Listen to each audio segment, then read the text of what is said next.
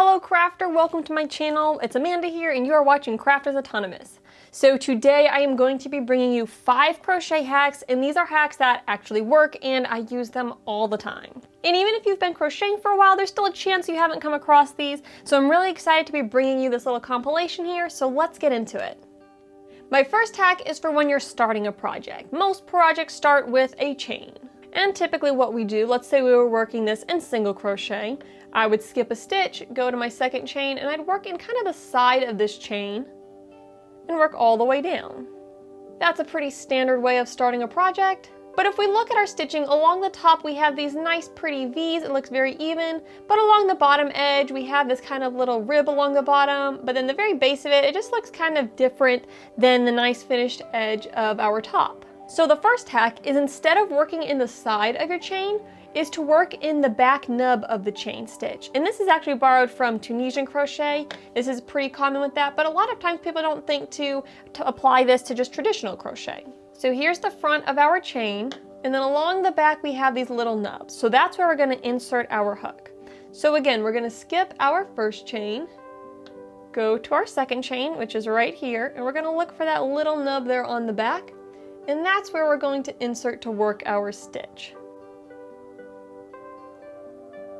Right underneath there, and I'm just working single crochet stitches.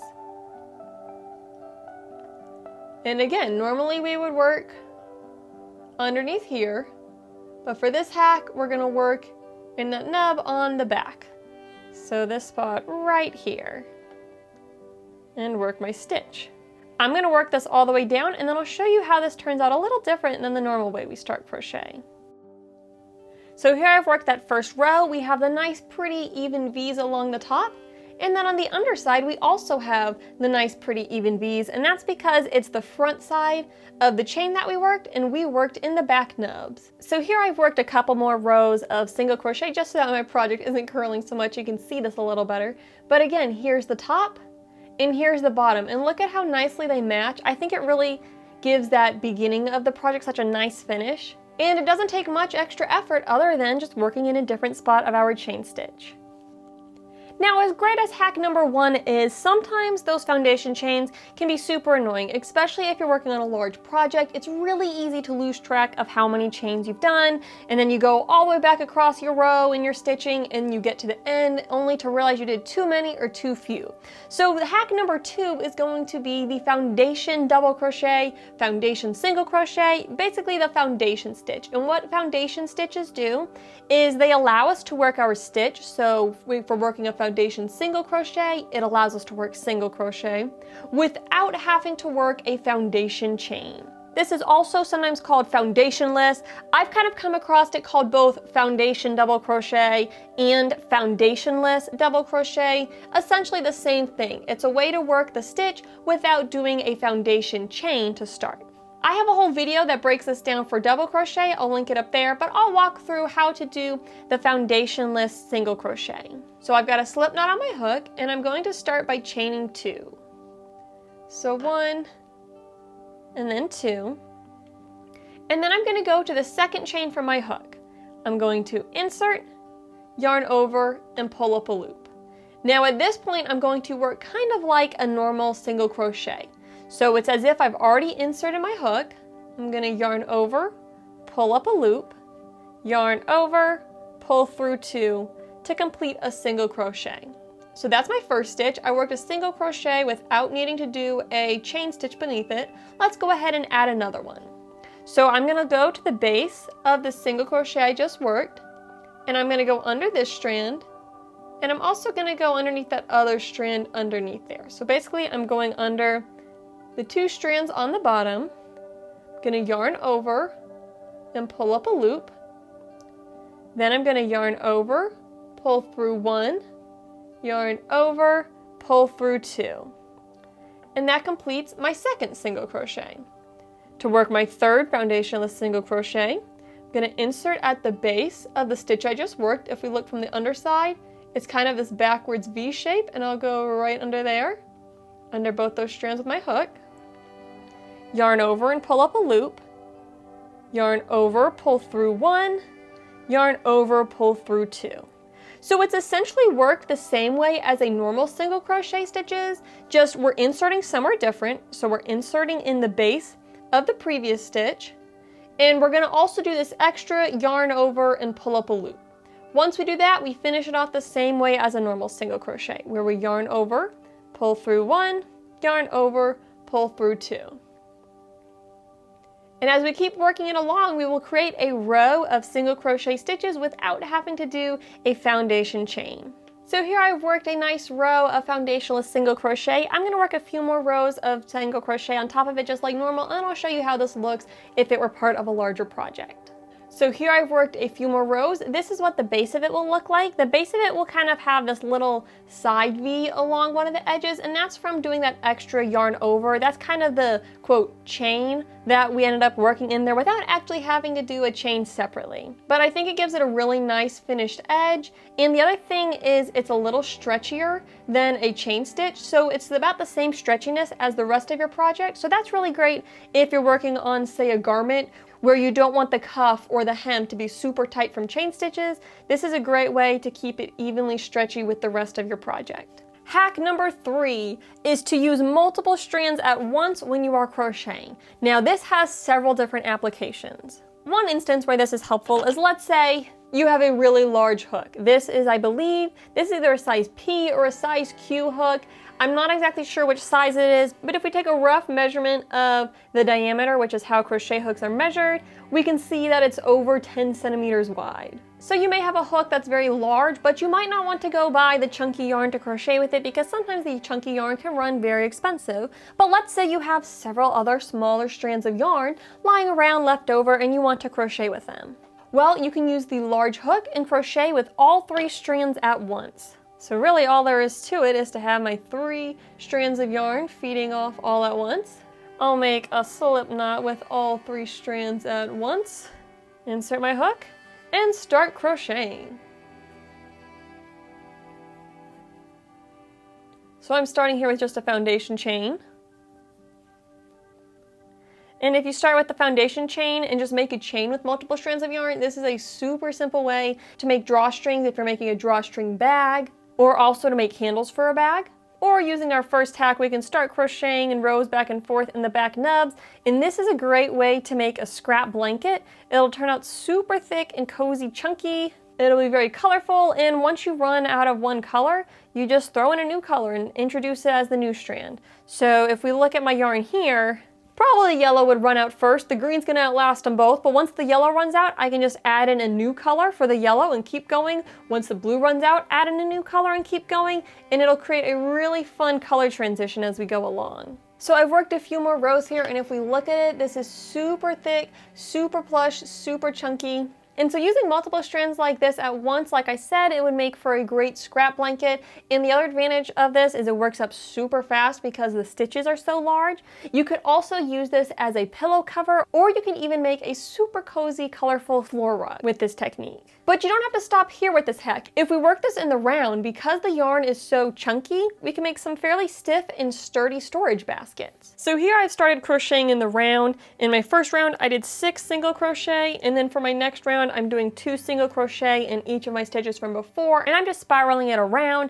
My next round, I would do 2 single crochet, 1 single crochet, 2 single crochet, 1 single crochet, all the way around, and keep building my circle bigger. And then once I got the size I wanted, I would just crochet evenly around to build the sides of my basket. So this is obviously a very mini version, but you kind of get the idea with this, where I made a circle and then I'm just working evenly up the sides, working around in a spiral, and I'm making a little basket here. Now, of course, you can make this bigger as a more practical storage solution. And personally, I love making chunky crochet baskets because they're great for storing yarn or clothing or towels, whatever you need to store and get out of the way. The chunky yarn is a great idea for making these types of baskets. So another instance where working with multiple strands of yarn might come in handy is a project where you're doing some kind of buffalo or gingham plaid where you need kind of an in-between color, or you're working on a project where you want to blend the colors together in a sense. And one way to achieve that is to just have 2 colors of yarn and use 2 strands of the same in one section, a strand of each color in the middle, and then 2 strands of the other color in the next section. Now, of course, you could do a green because technically the color between yellow and blue would be like a green, but we're talking more for the instance where you want more of an in-between fade in, not necessarily the 2 colors mixed together. So in this case, I have a yellow and blue here, and if I went to the store, I probably wouldn't be able to find anything that looks exactly like this. However, by using 1 strand of each color for the middle section, I get a perfect blend in between my 2 sections. And so again, you could repeat the same process if you want to make a project that's like buffalo plaid or a gingham texture. Now, I'm not fully breaking that down because that would involve a lot more little bobbins and tails of yarn. So I'm not showing that here. But if you do want to see that, leave me a comment and let me know if that's a video you all would be interested in, and maybe I can make that one day. But by using multiple strands of yarn, we're able to blend these colors together.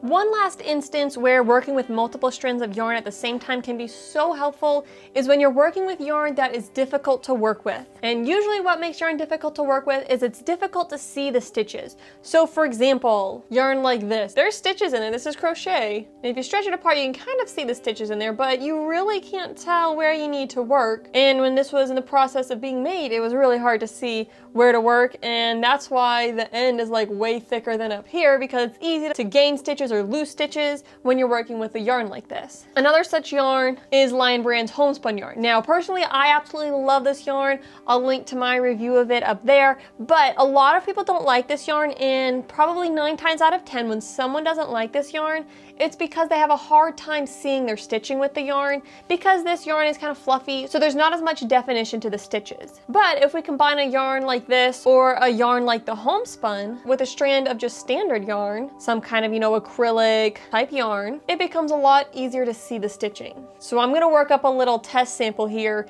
and you'll be able to see how much easier it is to see the stitching. So here I have worked a row with the homespun yarn and just my basic acrylic yarn. And here you can see a lot more easily where the tops of stitches are. So when I go to work my second row, I can easily see that, oh, right here, this is my first stitch.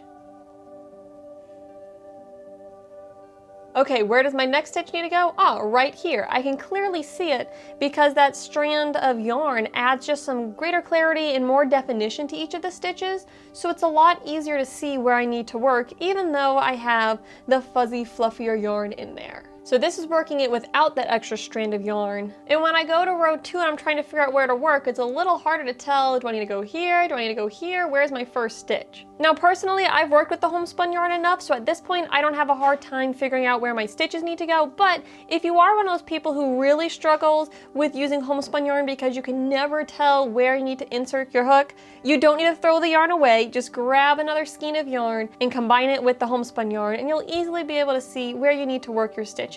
Because this has a lot more clarity and definition than this does. And as an added bonus, if you do need to unravel a project using the homespun in another strand, it unravels a little bit easier than homespun does on its own. Hack number 4 is for when we're working a project in the round. So I've just made this little kind of bowl shaped project here, and let's say I were done with this. So I've joined my round with a slip stitch, and just like normal, I'll pull up a loop and fasten off. Now I'm gonna leave this really long so we can do our hack, but I'm gonna show you how it normally looks first. So when we look at the edge, on the right hand side we have all these nice V shapes. On the left side we have all these nice tops of stitches. But then bam, there is where we fastened off. It's very obvious and doesn't blend in with our other stitching. So this is a hack to blend this in with the rest of our edging. So there's a couple different ways to do this. Personally, I like to start by fastening off like normal because I find it just really holds the best and is least likely to unravel. So then once we've fastened off, we want to make sure we leave a plenty long tail.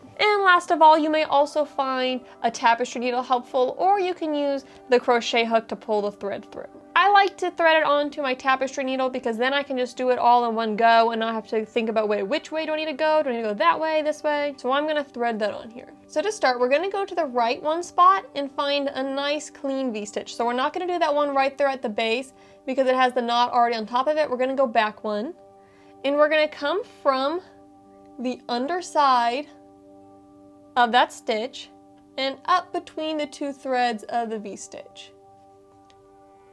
And I'm gonna pull my yarn right through there.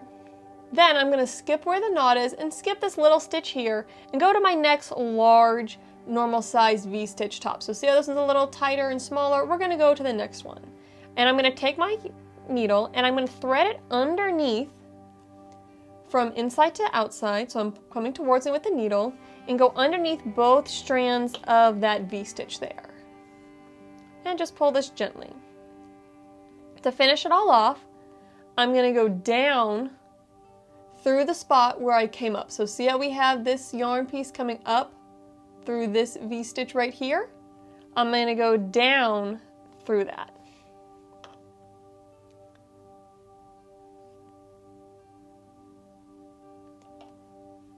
And once I do that, if I need to, I can tug on it and tighten it up a little bit, but it blends it right in. So then all that's left to do is to feed this tail piece down through my stitching and hide it in my project. And when you're doing this part, be mindful of how tight you're pulling this, because if you pull it too tight, it's going to be obvious that, wait, something different's going on. So just play around with how much tension you really need to leave in that piece to get it to blend in really well. But if we look at the edge of our project, it's not obvious where we joined the round. Now, if we were to really study this, you could probably figure out where it's at.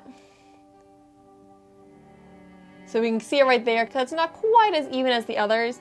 But for the most part, it blends right in and is barely noticeable. You have to really focus on it if you wanted to find it. And it creates a really smooth finish to the edge of our project. So looking at the top down, you really can't tell where that join is. So this is a great little hack to get a really clean finish to your projects worked in the round. All right, it's time for our fifth and final hack. And I like to think of this one as being in line with our second hack. And in the second hack, we essentially got rid of the need for a foundation chain.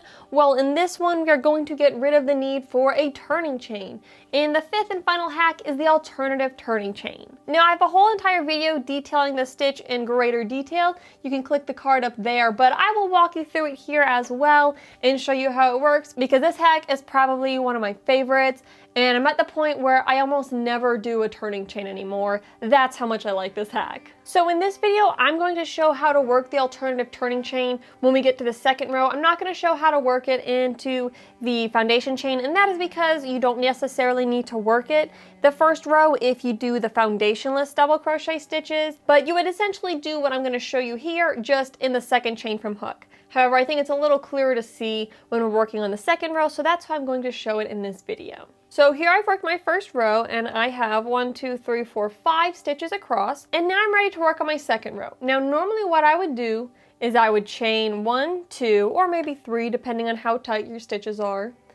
And then if I wanted that to count as my first stitch, I would skip right here, go to the next spot and work my double crochet, and keep working across and letting that turning chain count as my first double crochet.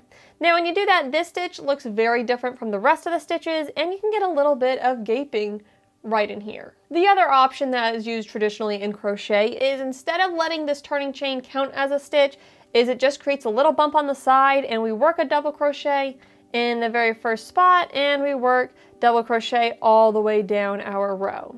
And this option is nice enough and all, and you don't really get the gap like we did if we let the turning chain count as a stitch, but we do get a little bump on the side. And what if we're working a project where we want the edge to be straight and we don't want the bump, but we also don't want the space of the turning chain? Well, that's where this alternative turning chain stitch comes into play. So we're going to go back to the end of row 1, and now it's time to learn the alternative turning chain. I'm going to teach this to a height of 2, which is the height we use for double crochet. So I'm going to start by turning my work. Once I've turned my work, I'm going to insert my hook into the first stitch of row 1. Yarn over and pull up a loop. So I have the loop that was on my hook at the end of the last round, and then I just pulled up this loop here. Then I'm going to yarn over and pull through 2. So it's almost like we worked a single crochet stitch without doing a chain 1 first. So this is to a height of 1. We want to bring it to a height of 2 by essentially working a single crochet stitch underneath this post here. So to do this, I'm going to insert underneath that post from right to left, yarn over, pull up a loop, and then I've got these 2 loops on my hook, and I will yarn over and pull through 2. And that is how you do the alternative turning chain. So it's essentially 2 single crochets stacked up, and it creates this nice wider stitch that's wider than just a turning chain, so it fills it in a little bit more, but it still keeps it even on the edge. So then I will just work the rest of the row with double crochet stitches. and our row will end up like this. So let me show that to you one more time, and of course, if you want to see this more in depth, go check out the video I mentioned in the cards. So one more time though in this video, we will start by turning our work.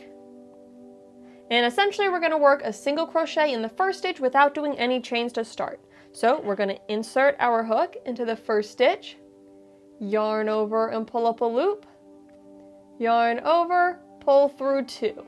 So that's to a height of 1. To bring it to a height of 2 for a double crochet, we're going to insert underneath that left vertical bar of the stitch we just completed, yarn over, pull up a loop, yarn over, pull through 2, and that's the alternative turning chain.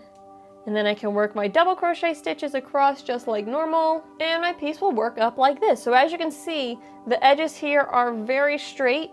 We've got the alternative turning chain here from row 2, alternative turning chain from row 3 right there, and then just double crochet stitches everywhere else like normal. The alternative turning chain can also be used in the round, so if you're joining your rounds versus spiraling, normally we have to do some chains to get up to the correct height and then work our stitches around, but instead of doing the chains and then you're stitching, you can straight up just start with the alternative turning chain to make it the right height for your row, and then work all around your stitches. But those are my 5 crochet hacks that I use all the time, and I really like these because they both solve some issues that we may encounter when we crochet, and they're just so helpful on so many different projects. Now, if you enjoyed this video, I need you to do 2 things for me. Well, actually 3. First, you're gonna start by subscribing, but that's just kind of obvious. But secondly, you're gonna click the like button so that way I know this video helped you, and you're also gonna leave me a comment down below letting me know which hack is your favorite. I wanna know which one of these is the most crochet life-changing for you. Some of these have been really impactful with my own crochet, and I'm really excited for these to be able to help y'all as well. But thank you so much for watching, and I'll catch you in my next video. Happy crafting!